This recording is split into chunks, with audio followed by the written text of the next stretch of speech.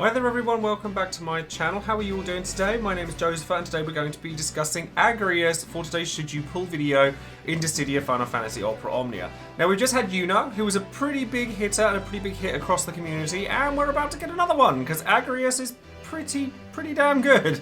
So if you'd like to learn more about Agrias as well as the banner that she comes on and the event that comes with her, because this one's going to be quite interesting as well, then of course, as always, stay tuned and keep on watching. As always guys, don't forget to check in the description box below for all of my social media links, including Twitter, Twitch, Discord and Patreon. Over on Twitch I stream 5 times a week, including every event as it comes live to Opera Omnia, Final Fantasy XIV and lots of other things.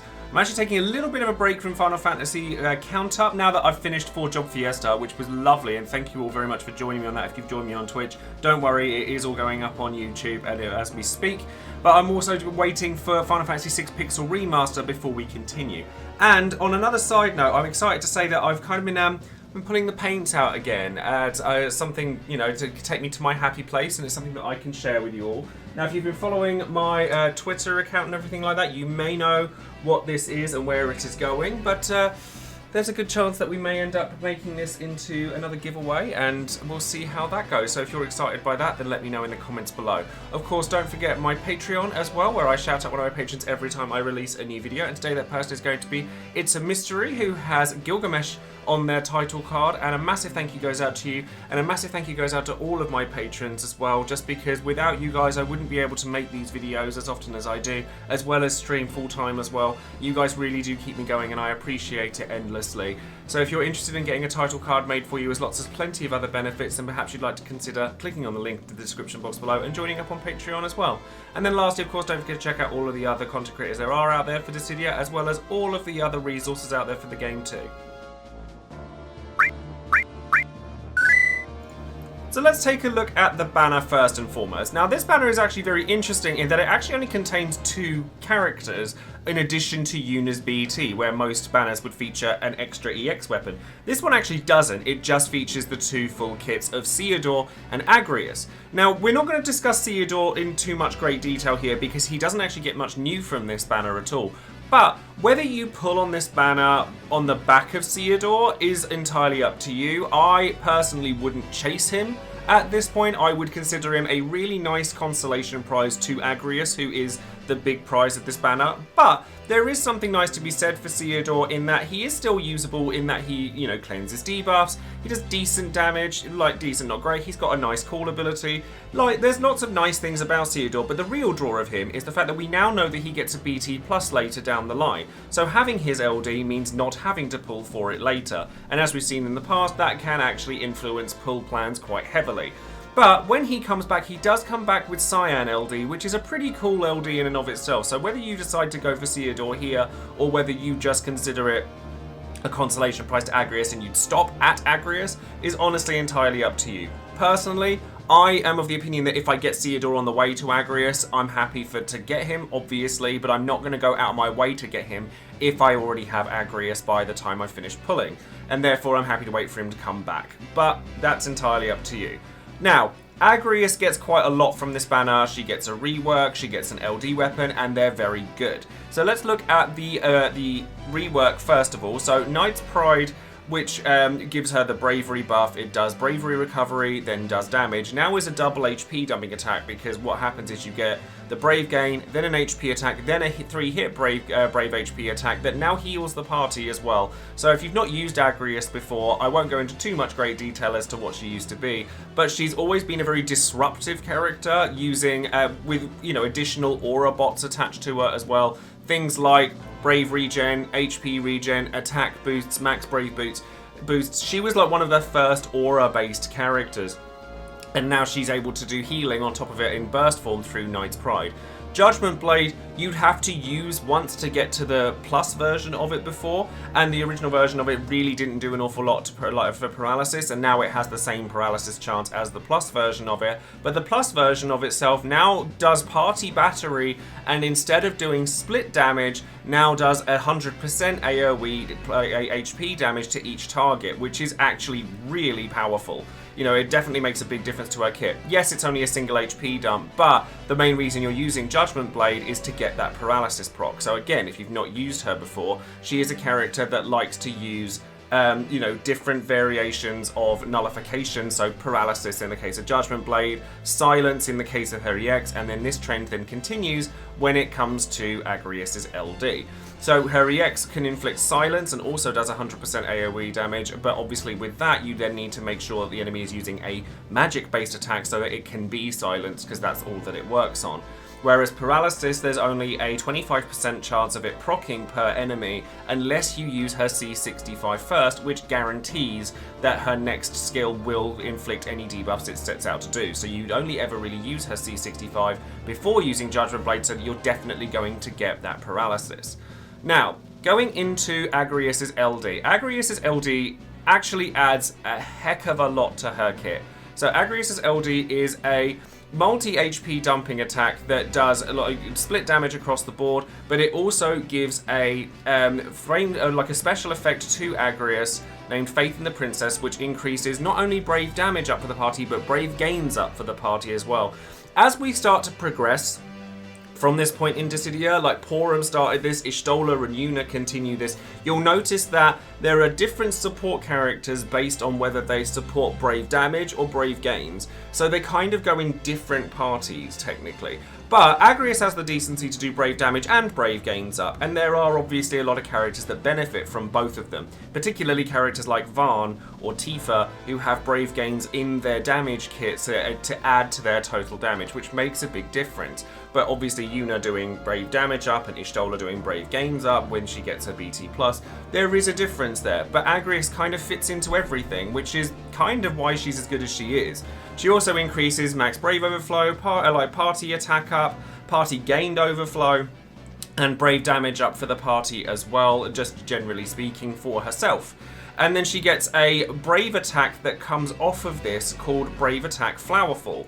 Now Brave Attack Flowerfall is a 3-hit Brave HP attack that does 50% splash damage to each target, gives her some of her bravery back, but also inflicts the Flowerfall debuff to the enemy that you're hitting with it, which is another disruptive move that stops the enemy from moving. So they go confused, similar to how you would with Porum and her Cry ability. But also with this, they also have the debuff, the Flowerfall as a frame debuff where they're confused, and they also take more bravery damage, 20%, and HP damage taken up by 10%. So not only is she buffing party damage, she doesn't buff party HP damage, I will say that, but she does buff party like Brave gains Brave damage and her own Brave damage. She also makes it so the enemy's taking more Brave and HP damage as well. So that's something that makes use of everything on the board, whether it's your party or theirs. You also get a use of both of her skills back when you use this, which is really nice considering that Agrias' typical HP plus is only okay. It's not fantastic. Like even with the Faith in the Princess buff, she gets an HP plus, which gives party battery, but it doesn't leave her with any bravery at the end of it. So the fact that you can get more skills out of what she's doing, and the only time you're going to be able to use her Flowerfall attack is it's a single use attack in a similar vein to other attacks we've seen like it. So you can use the bravery attack, but then you'd have to use the LD again in order to get that brave attack back. Now, one of the nice things here is that if you look at the limit break passives here, all three of them give party max brave and attack up by 20%, which is huge. Like that means that her auras get increased exponentially, and she was already she was dated with her auras, but she was never outright bad with them, whereas now she definitely keeps up with where she was before. And you also get with her LD boards, etc., you start with the Flowerfall attack, so you don't have to use the LD straight away in order to use it, and you also start with the Faith in the Princess buff for 6 actions, whereas when you use it, you get it for 12.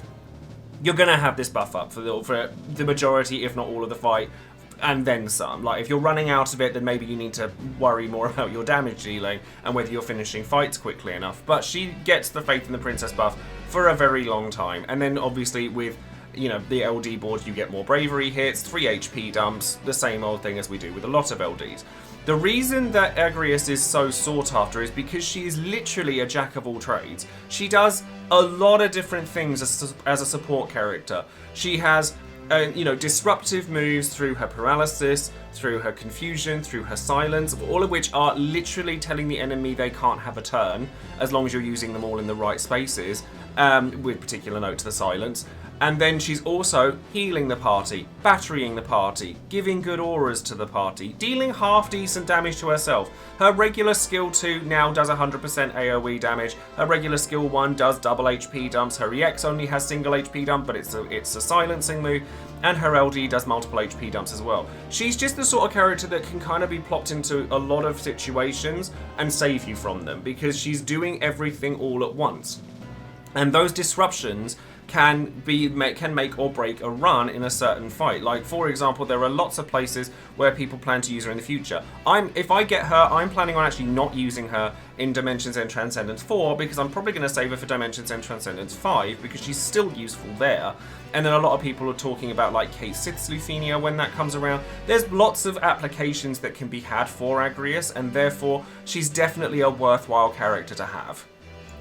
If there's one place where I feel that Agrias is a little bit of a letdown, and believe me, there aren't many, because she is very, very strong, it's her call abilities. Now, her call abilities are just a healing attack in Knight's Pride that does a Brave and HP regen, which is kind of nice. Like, it's useful, and you might find use for this. Like, there's no call abilities that have zero use. Like, I've talked about call abilities not being so hot as, like, compared to the go-to ones like your Pharises, your Ignises, your Jacks, your Sephiroths, etc. But quite honestly, you know, having access to a wide variety of call abilities is what's going to win you fights more often than having specific ones. So having regens on there is nice, but her LD call ability is just the 5-hit group, a Brave HP attack with multi-HP dumps. It's kind of it. And then you get Party Brave up and Brave Overflow up. And it's alright, like, but I wouldn't go, it's not my go-to. The thing is, though, Agrias is so good in your main party, it almost doesn't matter. Like, Agrias has always been really good. Her bravery, like a buff, a special buff, makes it so that you've got party auras, you've got the brave regen, you've got the HP regen. She also has debuff evasion while she has that at maximum stacks, because bravery is a stack-based buff that she gets by using her Knight's Pride, so make sure that you get that to max stacks as soon as you can. Because it just makes her much, much better as a character. There's a lot of benefits to that buff on its own, and now it's compounded with her new special effect that comes from her LD. The fact that she can disrupt enemies in 3 different ways. There's a lot to like about Agrias. And then with her armor, she actually has identical armor to Yuna. So she has Encouragement Keystone, she has 10% party-wide Brave and HP damage limits. She also has a singular Sea Sphere, so if you wanted to give her a Paladin Cecil Sea Sphere, then you could, because she does do battery-based stuff, and she does do healing-based stuff, so it fits her character very well. But she is more of a offensive, disruptive support character than, say, someone like Porum, who is more defensively oriented, stopping you from taking damage by mitigating the damage itself, but letting the enemies do what they need to do. Whereas Agrias is just very, no, you're not doing that. I'm not allowing you to do that. I'm going to make sure my party's doing what they need to do, but I'm going to stop you in your tracks. And for what she does, there's not really anybody else like her either. Like, no one else has that wide a plethora of disruptive attacks, all of which, like, augment the party at the same time. With the rework, Judgment Blade now batteries the party while paralyzing the enemies. Yes, you do have to use a C65 if you want to guarantee that, and she doesn't have the most uses of that in the world, but you can still do that. Like, there's a lot of options when it comes to Agrias, but she's also not a plug-and-play character as in the same vein as a lot of people are, because you do have to keep an eye on what the enemy and what your party are doing in order for you to capitalize on those buffs. Do you have a long period of time before the enemy's next turn is coming up? Great, maybe Flower Fall is the thing that you do to disrupt them, because then you get the Brave and HP damage up, and then you can use a burst to capitalize on that. Do I need the enemy to act fairly frequently? If so, maybe consider using your Judgment Blade, your Knight's Prize, to making sure that your party has bravery to stop them from getting broken. There's lots of nuance to Agrias, which is why I like her as much as I do, because she looks like a plug-and-play character, but she actually isn't one, and she does take some thought process in order to use effectively. But when you do, she's an absolute monstrosity. So now let's have a look at the event that comes along with Agrias and Ceodore's banner, and this one is actually super interesting because it's designed to be a bit different to anything we've seen before, because it's Shinryu, who was actually the first Luthenia mission that we ever got, reborn as a super hard level 250 as opposed to level 200 fight. That's designed to be the next level in difficulty. Don't get this confused with Lufenia Plus, that's something that's going to be coming later. This was like a one-off mission where you were supposed to tackle something extra difficult in order to get lots of resources. Now in JP this was done for New Year's, and therefore we got loads and loads of resources back from that version of the game, but in this one we were told in the community stream we probably won't get quite as many because those resources will probably be distributed elsewhere. But the fight is likely to stay the same. So the fight actually is very, very reminiscent of that original Shinryu fight from when we first got Warrior of Light.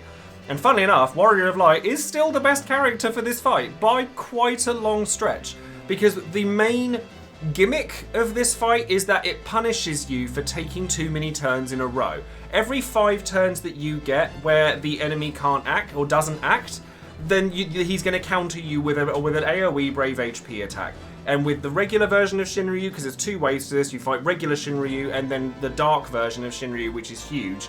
And then they both do AoE Brave HP attacks that, like, the first one removes all your party generic buffs, which is really bad because you have to then set them all up again, but it doesn't remove your frame ones, so it's not the end of the world. So with that being said, the sort of framed buffs you don't want being removed is shield, because that way you can kind of just not care about what he's doing so much and just push through it.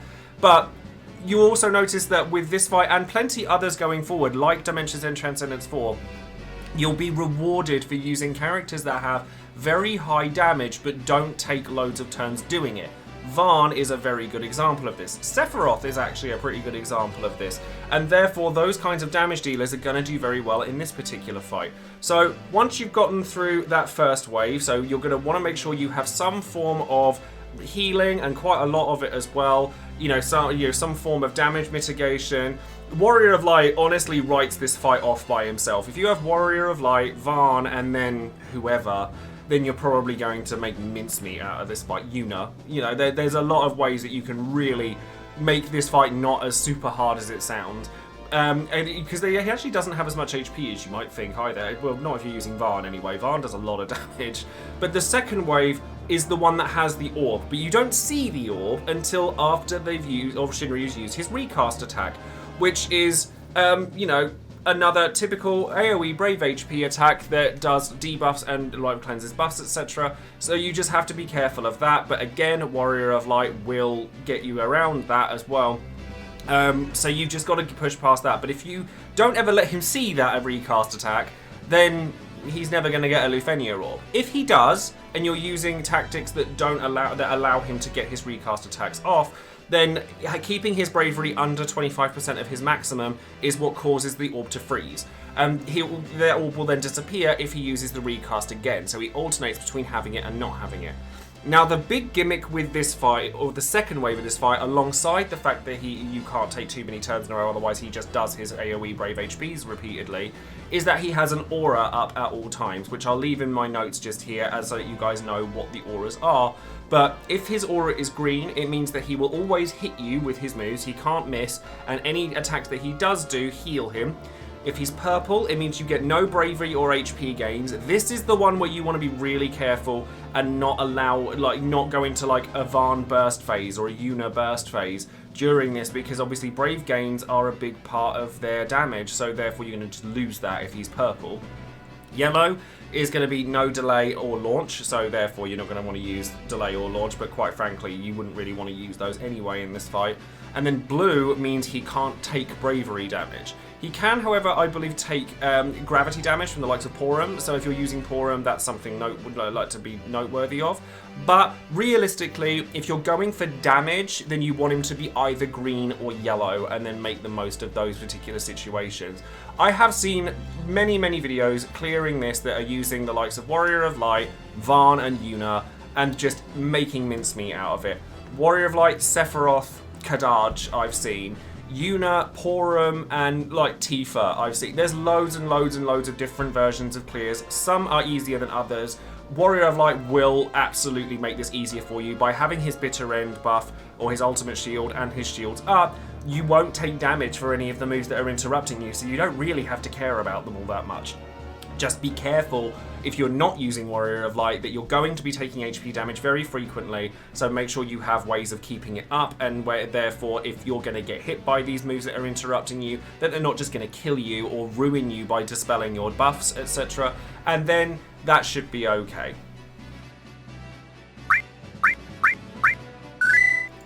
So now we come to the question of whether you should be pulling for Agrias and Ceodore or not. Now in the case of Agrias, I would say a big fat yes. Agrias is just a really good character. This is the thing, there's nothing really, like, she doesn't break the game as such, but she definitely helps in a very, very large number of situations. Because of the massive suite that she now has of turn-denying debuffs. She's also a support character that happens to deal a good amount of damage as well. Not a crazy amount, but a good amount. But she's got Brave Gain and Brave Damage up capabilities, which means that she slots in with pretty much any character in the game. I'm personally really looking forward to using her with Yuna, Core, and X-Death, like to name a few. I'm sure people who like Zell will really like Agrias as well because of what she can offer him. There's a lot of characters that Agrias just does well standing next to, and she can make it so that you have, you know, a lot of safety when you go into a lot of missions, and not just regular Lufenias, but Lufenia pluses as well. She's very good in Dimensions and Transcendence 4 and 5. She's very good in a lot of Vane's Lufenia plus kind of batch as well. There's a lot of applications for Agrias for those who want to use her. The Flowerful debuff, you know, as much as it is a character or like a boss manipulating, turn denying ability, can also be used to increase your damage output as well. Like if you're ready to go into a burst phase or a summon, then having Flowerfall on means that they're going to be taking more Brave and HP damage at the time, and then when you do eventually come out of it, they can't do anything. So it's just a really good move. And then the fact that she has her existing kit being brought up to speed, she was never a bad character. She's always been good since the debut of her EX. She's always been solid. So the fact that she's been able to keep on top of things repeatedly is honestly a big testament to how good the character actually is. Now, Ceodore, on the other hand, I think is a pleasant addition to the banner. Like, he's nice, and if I were to get him along the way to Agrias, I'd be like, yay, I don't have to pull on him when his BT Plus comes around, and his rework's really good. But I wouldn't go beyond getting Agrias to get Ceodore. If you get Agrias first, I would then reconsider your options. Maybe you're looking for Una BT here. A lot of players are. So maybe you're looking for that, and you didn't get that when you got Agrias. Maybe you'd want to wait and see whether you could get Yuffie instead, because a lot of people like Yuffie for her LD call ability and the fact that she is a cleanser without being a cleanser. You know, there's a lot of nice things there as well. But if you do get him, great. But if you don't, I wouldn't stress about it, because on the banner that he comes back on, he comes back with Cyan, which is a character that a lot of people, at least the ones that I speak to, you know, a lot of players are excited for. So maybe you'd like to consider pulling for him there. But I definitely think that you may want to throw at least some resources to get Agrias, especially if we get a large number of resources from this particular event.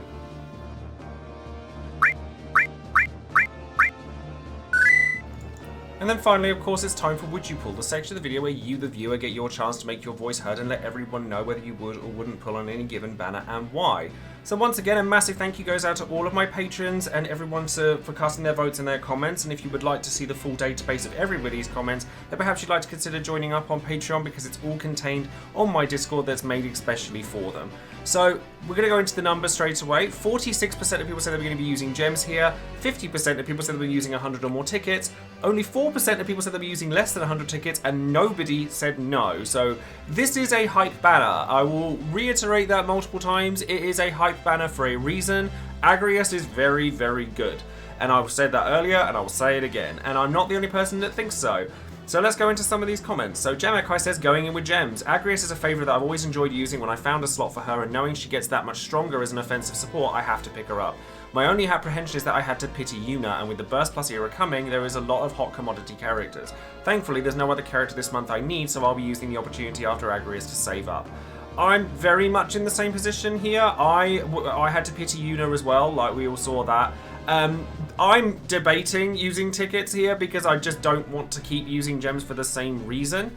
Because, you know, with Burst Plus, there's a lot of characters in that early section that I know I really want, such as Zidane, such as Aphmau, Sid Reigns. I know a lot of people want Ace. I'm one of those people. A lot of people want Zac LD. There's a lot of really exciting characters coming in that first month of Burst Plus. So definitely taking the time to be able to save up after this point is a good idea. So if you're able to, like if you were lucky, then go gems on this banner. Like if you're lucky on Yuna, go gems on this banner, straight up. If you're like hurting for resources, you can live without Agrias, but she definitely makes your life a lot easier in a lot of fights like the ones I mentioned earlier. So Alex says, I'm using gems here. This is the banner where I want to get Yuna BT, unless they pull something weird and we get like Fujin rerun instead. I hope not. And what if we don't, Agrias is definitely a character to be pulled on her own. I didn't play tactics, but the combination of healing, battery, aura, debuffs, and very frequent and consistently enemy stuns make her quite valuable. She's also known for being a godsend for Kasith and Shulklufenia. I forgot to mention Shulklufenia, she is very good in that. Which is where part of the global hype is coming from. Granted, she didn't really need that because she's just very good and useful way before those two missions like Transcendence 4 to name one. If you still need UWT and want it, this is the banner to go for it on. If you don't, it's still very wise to get this LD one way or another. Couldn't agree more. Everything said here, I think is bang on point. I hope we don't get like another banner where we don't see a BT, because I might have Yuna BT, but a lot of people don't, and this is the greatest place for you to get it if you've only got the LD. So that's definitely something to consider as well. Kendall McKenzie says, going at most 250 tickets here. Yuna was nice to give me her LD in burst, so I'm not going to go as hard here as I was going to. Regardless, Agrias is an amazing control unit, already having silence and paralysis. Her LD adding confusion into the mix gives her more options to lock out bosses. I think she'll be a good support unit going forward. She is, you know, she straight up is. I mean, although, you know, I'm really stuck on like these positions. I always find when I've just pitied a character, I would go gems on this banner if I hadn't just pitied somebody. So I don't know whether I want to use tickets to chance Agrias, considering I already have Yuna's BT, but I don't have Ceodore's LD, so I'm like, I'm going to have to wait and see how I feel on the day, I reckon. And then Nimbus3 finally says gems. Some characters I save gems for and I'm able to hold true. Though Yuna wasn't great, it wasn't a pity, and I'm in a good spot for some of my must-haves being Ace and Zidane coming up. Agrias' banner is also another opportunity for me to get the BT. If not, I will token Yuna BT and save through the Lost Chapter. Yuffie and Barret, Yuffie's nice. Barret, less so. But I think that if you're wanting to save the BT plus era, from this banner onwards is where you're going to want to start doing that. Because obviously, you know, X-Death, I really like X-Death. I already have the LD. I'm actually considering just BT tokening X-Death and then leaving every banner that he has and just making that a pure saving banner. And I'm thinking about it like tokening X-Death day one, because he doesn't have any free pulls on his stuff, and therefore I don't want to end up in another Emperor situation where I say I'm going to do these things and then don't because I'm too scared to. And then, you know, that gives us lots of time to save up for the Lufenia or for the BT plus era, so that means that you've got, you know, Yuffie Lost Chapter or Rude Lost Chapter with Yuffie, Barret's event, and then all of X-Death's event to save. That's a good chunk of saving time if you feel that you're able to carry yourself through that. So honestly, I would plan what you're doing around Dimensions End Transcendence 4 and 5. And obviously I'm going to be releasing my video on Dimensions End Transcendence 4 very soon as well. Agrias does play very well in both of those events, so if that's going to lead you in any direction, then so be it. But I just can't recommend Agrias enough. I think she's fantastic. So that's going to be all for today's video. Thank you all very much for joining me as usual, and if you haven't seen me before, then feel free to comment down below and let me know on whether you're going to be pulling for Agrias or Ceodore, or whether you're going to be skipping the banner entirely. Let us all know. Don't forget to like the video, subscribe to the channel, and click that bell for notifications of future videos I might be making. And then that's going to be it from me. So thank you all again, and I'll see you soon. Take care.